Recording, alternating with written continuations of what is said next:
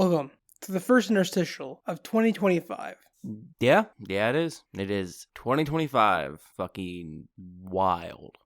You wanna know what, though? 2024 doesn't feel like it went by as fast as 2023, at least. You say that until you actually stop and think about all the stuff that happened in 2024. That's what makes it feel like it didn't go by as fast. So much did happen. Oh, no, it makes it feel like 2020. Oh, yeah, I guess my argument is it makes 2025 feel like it lasted a decade, which means it felt long. Yeah, never mind. 2024 felt like it lasted a pretty long while because there was just too much shit, arguably. There were a few spans of, fucking nothing that seemed to fly by, but then we had, way too much happening all at once. This is the first interstitial 2025. Which means this is the first interstitial in our 5th year of content. Yep. We're approaching the 5-year anniversary of Copilots. Fucked up. Yes. Yes, it is.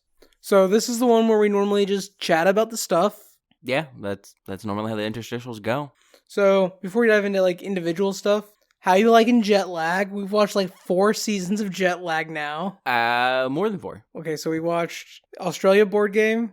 New Zealand board game. Japan hide and seek. Mm-hmm. Japan capture the flag. Switzerland hide and seek. Connect 4. Connect 4 America. That's all. No, the first Tag Across Europe. Tag Across Europe. 8 seasons. We watched 8 seasons of jet lag. Out of 12. Yeah.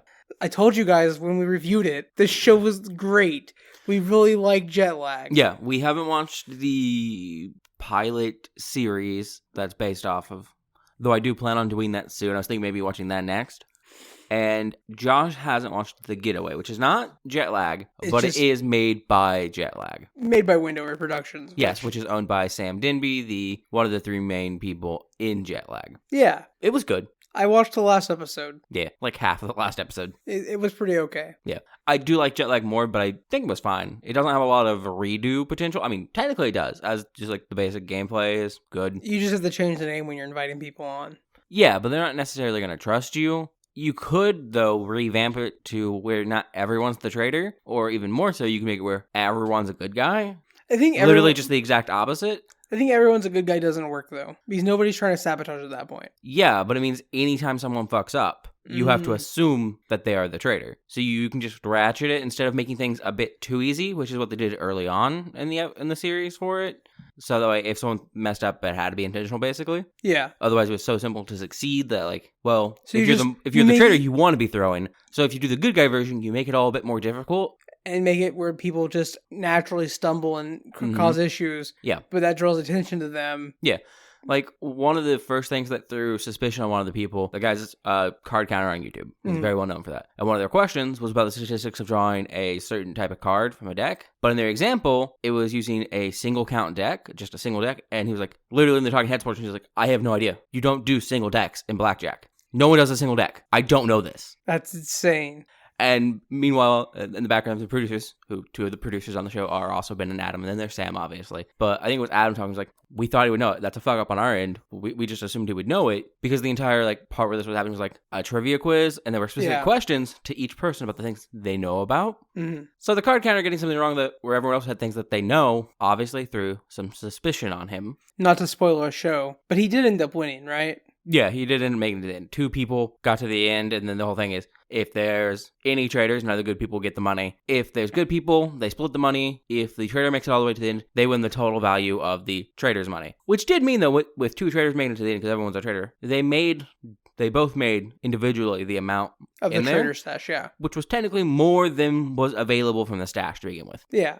It's neat. So yeah, you could do it with no traitors at all, but ratchet up the level of difficulty to increase the likelihood that everybody thinks somebody's a traitor. Yeah. I guess you could do that. Yeah. But yeah, if you haven't already, based on our review of Jet Lag at the beginning of January, you should go watch Jet Lag.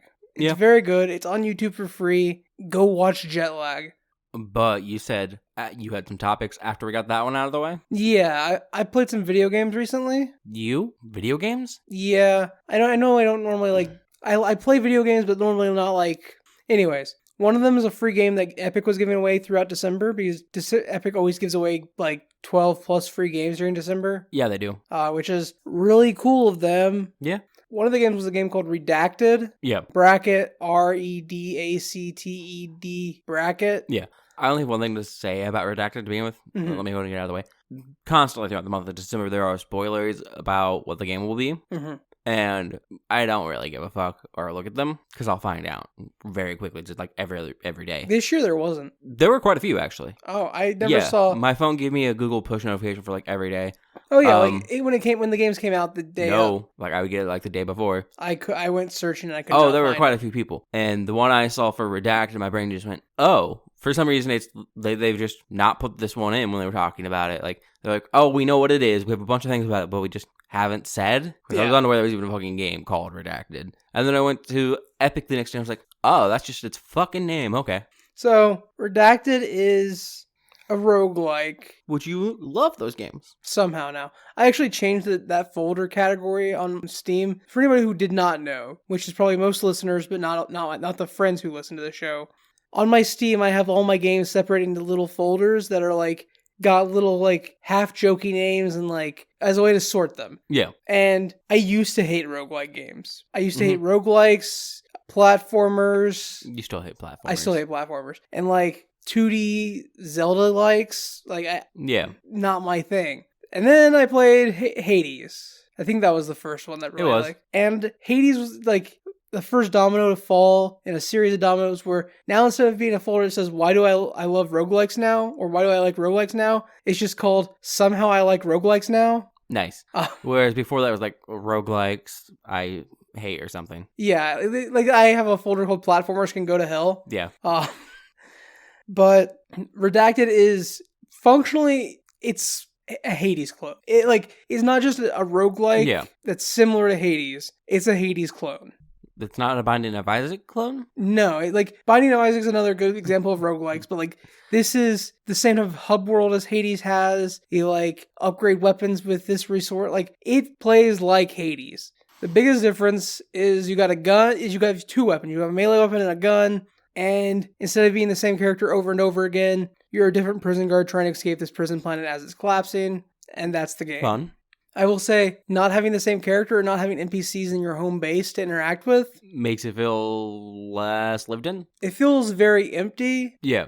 My next complaint would be that Hades does a really good job of making different like power-ups for your abilities feel different. Yeah. Like you always have a power-up for your primary attack. You can always get a power-up for your dash and a power-up. But they all function differently enough that like it feels different having Ares boons versus Poseidon boons. I don't like Ares boons. I like some of Ares boons. I don't like most of them. His cast boon, very good. I forget I have a cast, so it's not very useful. He makes Beyblades. I'm aware. I forget I have a cast, so it's not very useful. Also, his god mode is very useful, where he turns you into an invincible Beyblade. Oh, yeah, I've had that once. I've played Hades. I don't play Hades a lot. And the fact that Redacted doesn't have, like, NPCs of any reality makes me definitely not going to play it. Well, it does have NPCs, and I'll get to that. Instead of, like, any real... Yeah. Because that's, like, the only reason I play Hades is, like, the little bits of lore fun. And then I'll go do a run in which I turn my brain off, and I'm normally listening to something or paying attention to something else. I haven't beaten the game. I haven't really tried. I've made it up through Asphodel's the first one. I know the name for it. My brain's blanking. I'm assuming the third region? Yeah. I haven't beaten them yet, but I've fought them like twice now. The Minotaur and Achilles? Yeah. It starts with a T, right? I don't remember, but... Elysium. Yeah. Yeah, I've made it to Elysium. I haven't beaten Elysium. But I've made it to the very final boss of Elysium twice now. And it's fine. I'm not a huge Hades fan. I like the little not playing the actual gameplay of Hades part, but the let me build my underworld home up and make it better, and let me talk to people. And the bosses are Asterius and Theseus. Yeah. Asterius being the Minotaur. But in Redacted, your upgrade for your gun, you can get a fire upgrade that sets people on fire and makes your bullets set people on fire and deal damage. Deal more damage over time. You can get a bio weapon upgrade, which does a little bit more damage than normal bullets, and then when that enemy dies, they explode and do more damage. You can get an electricity upgrade for your gun, which briefly stuns enemies and does a little more damage. You can get an ice upgrade for your gun, which does a little more damage and stuns enemies. Nice. If you're not understanding what I'm saying, they all effectively play the same. They're all just a little more damage. My favorite is fire because, like... I don't know. I also enjoy the ability to stun enemies. Yeah, you'd think, right? But, like, you have to hit them enough with the item to build up the frost. Oh, then I don't give a fuck. Yeah. Give me the one-shot stun on, like, an electric weapon. where it staggers them or stuns them for a moment. Like a stagger or a stun is always There are fucking great. you can, because, and this, I'm diving into a different part of this game already, but there's so many different attack options in the game. One of them is just a melee kick, because you have a melee weapon and you can also just kick somebody. Yeah. Kicking does 10 damage, which is the lowest damage anything you do can do. And it's just supposed to like push an enemy away. Yeah. You can get upgrades for your kick. The best upgrade for your kick is the ice boot kick, because it's one kick and it freezes them. Okay. I assume, sadly, they don't have the fun thing that I always enjoy when there's a push mechanic in a game, by which I mean, I assume there's nothing to push them off of. You can break railings so you can knock people off stuff. Pog. Because one of your primary weapons that you have is a gauntlet on your right arm that just emits a force push. Yeah. It does no damage unless they hit a wall or unless you knock them off of something. Nice. Like, I started playing this is a complete diversion, sorry.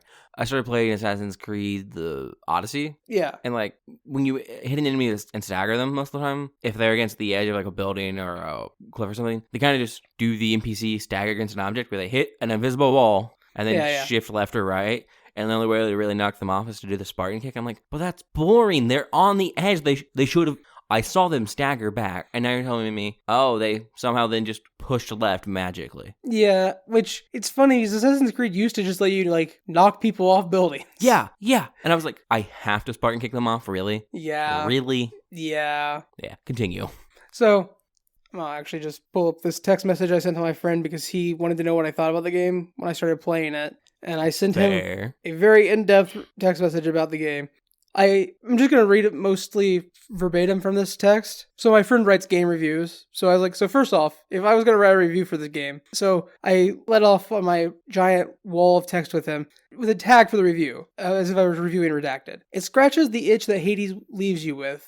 Unfortunately, it released after Hades 2. Fair. Because, in general, it feels like a Hades clone, which would be great if you had beat Hades and were waiting on more Hades content. Were you not waiting on more Hades content? I mean, I am, but I still haven't finished all of Hades 2 content. I have to finish the heat runs, but they're hard. What a loser. You haven't even completed a single run with any heat at all. Yeah, but I'm also not like Hades or Hades 2 is one of my favorite games. I'm like, it's fun.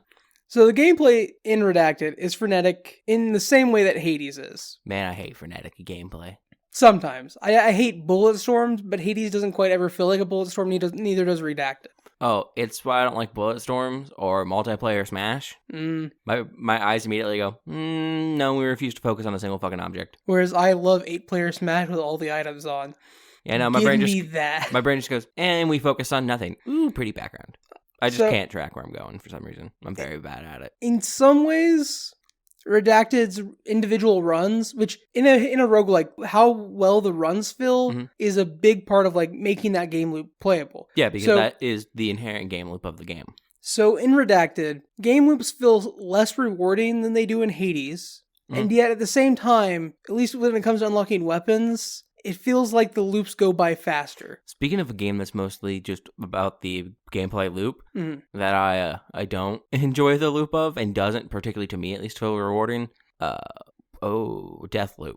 Arcane Studios' Deathloop, the game that came out after the Dishonored stuff. Nah. For some reason, I tried playing it because, like, I enjoyed Dishonored and Dishonored 2. They're by far not my favorite games. I enjoy them, and I think there's fun to be had there. Deathloop, I tried it, and I've gone through, I think, 4 loops in it, and I'm just like, nah, I can't be bothered. It feels so boring. You said Deathloop, and for some reason my brain was like, oh yeah, I know you don't like Loop Hero. Different game. Also fair, I don't like that one either. Maybe just don't put loop in the name of your games. That generally implies I don't like it, I guess. Back to Redacted real fast. 2 things I want to really hit on before we move topics. 3 things, actually. My least favorite thing. In Hades, there's an option to make each run a timed run. Yeah. And it's part of the heat challenge. In Redacted, every run is timed because you're racing against computer-controlled convicts and like other prison staff who are willing to kill you to get the last escape pod, which totally fair. I would also kill them. Problem is, this also introduces a hacking minigame, which is stupid and sucks. Fun. As most hacking minigames are want to be. Yeah, but the good ones, though. And 2, the enemy can hack you back, and their hacks range from minuscule things that don't really do anything, like, I don't know, having to listen to the Tom Lehrer's Element song until you complete your next challenge. Basically, they could turn the lights out on you, and like you just then have the flashlight attached to your gun, which is enough to actually like complete any fight. It's not that big of a deal. Or they could flood the room you're in with poison gas that slowly eats your health away throughout the fight. The solution to that one, obviously, is to find the giant robot and break off parts of their modules and throw them into an incinerator. No, I mean there is a solution, but like I found that actually doing the solution for it takes longer than just killing all the enemies, which also stops the poison gas. Fair. The solution is to hunt through the map for 3 to 5, because it's randomly determined 3 to 5 pipes that are spewing the poison gas, and then bash them. Oof. Yeah, no, that seems bad. In the I've seen the maps. The maps look pretty large for the most In the part. first region, easy peasy. Yeah, but the farther you go, the bigger your maps get. Yeah. Yeah. Second and third region, it's just easier to kill everybody. Fair. So, hate that mechanic. Stupid mechanic. I like the convicts, and I'm okay with the racing portion. I'm not faster than them on a regular basis yet, but like that just comes with getting better with your roguelike. Yeah. I'm okay with that. Them being able to do stupid hacks that like one of them poison gas hacked me when I had 10 HP. Yeah. And you lose an HP a second while the poison gas is going. Gross. I had no way of beating that room and living. Last two things. My favorite mechanic from Redacted is because you are a different prison guard every time in a run. When you die, what I should say is most of your enemies you're fighting are zombified prison inmates in some variety or another. Okay. So when you die, in future runs you can encounter that dead version of yourself as a zombified prison guard, and you can fight them. And they have all the tools you had, all the upgrades, everything. And if you kill them, you get a rarefied upgrade of that you had in a previous run to choose for this run. Okay. A lot of fun, really cool mechanic. Last thing, and it doesn't actually bear weight on the mechanics of the game, it's just, you mentioned you always forget you have a cast in Hades. Yeah, I do. In Redacted, you have the following: your gun, your melee weapon's charge attack, a kick, a dash attack 1, which uses your melee weapon, dash attack 2, which uses your kick. Oh, and finally a pulse gauntlet. Okay. That's so many attack options. Yeah. I forget I have the pulse gauntlet and the dash kick so much. Fair. But that's Redacted. You know what? I'm enjoying it, but like, It sounds fine, but honestly, the only prison planet I'm interested in is the Dark Sentencer, so. What's the Dark Sentencer, Justice?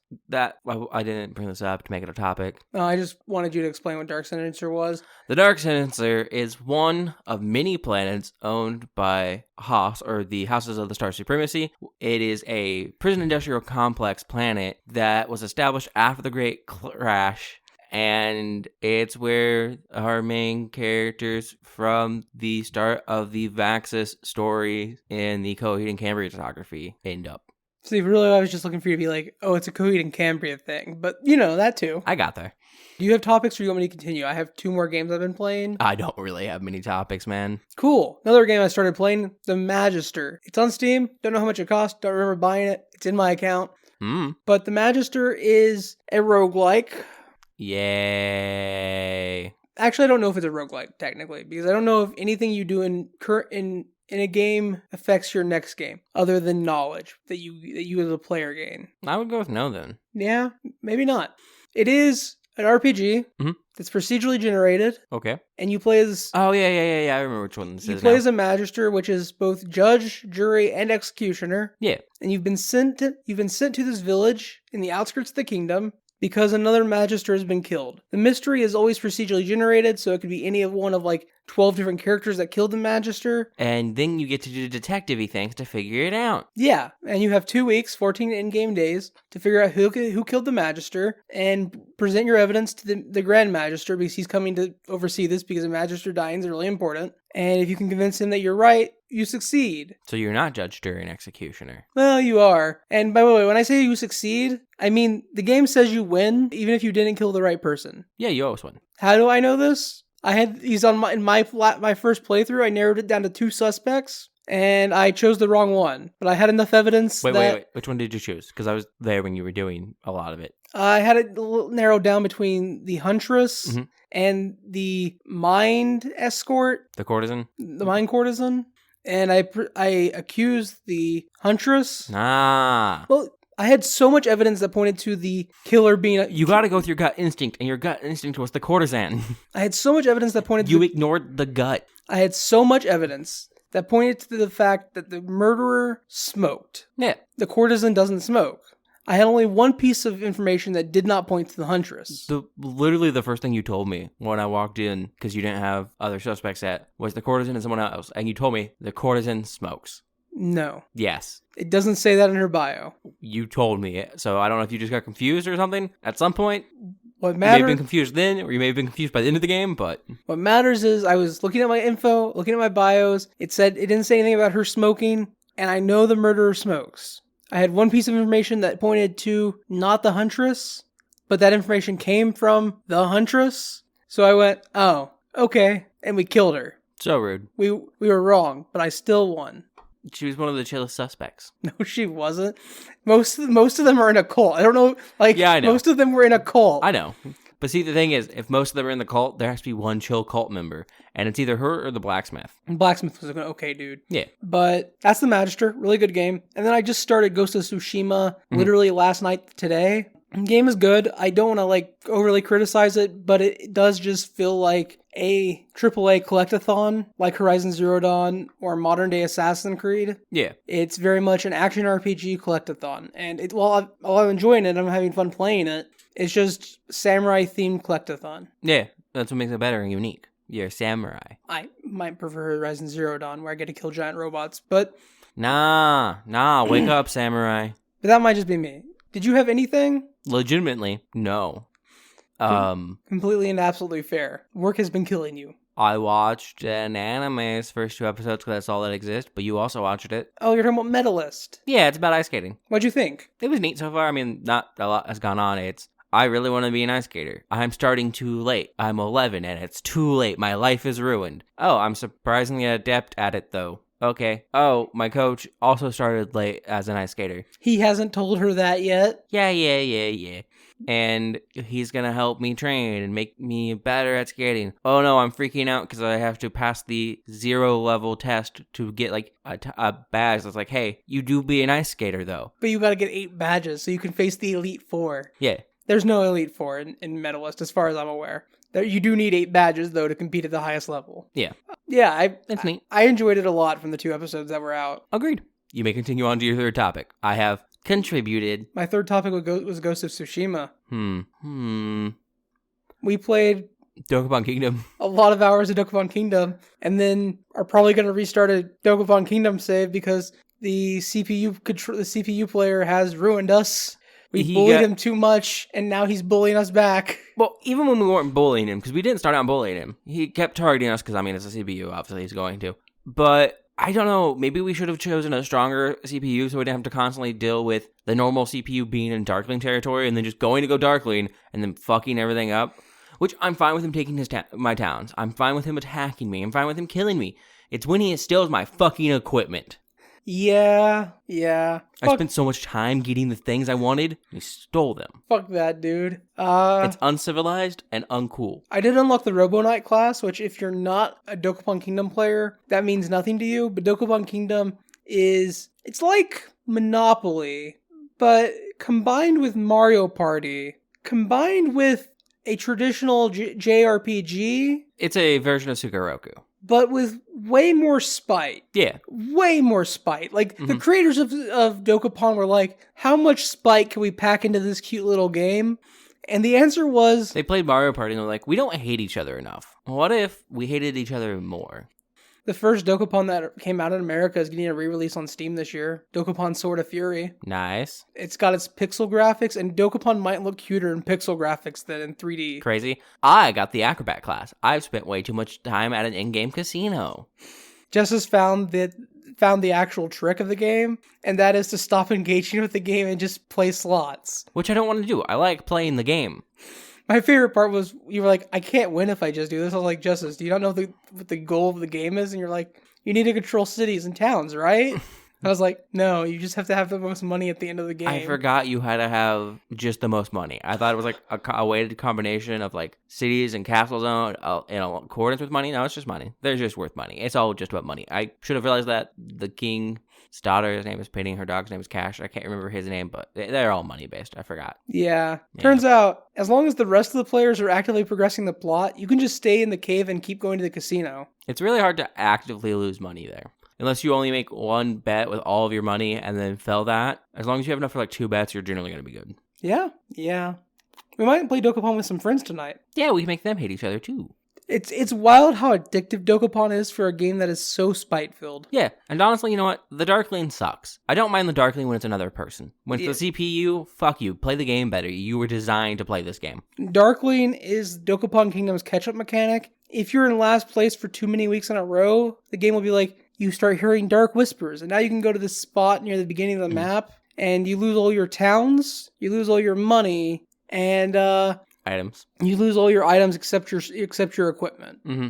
And then you become a Darkling, which is you become possessed by darkness, and you get really OP, really overpowered equipment, and your stats become the total stats of all other players. Yeah. And combine that with your weapon, your overpowered equipment, you're pretty much unkillable unless they have precisely the right combination of items and abilities. Yeah.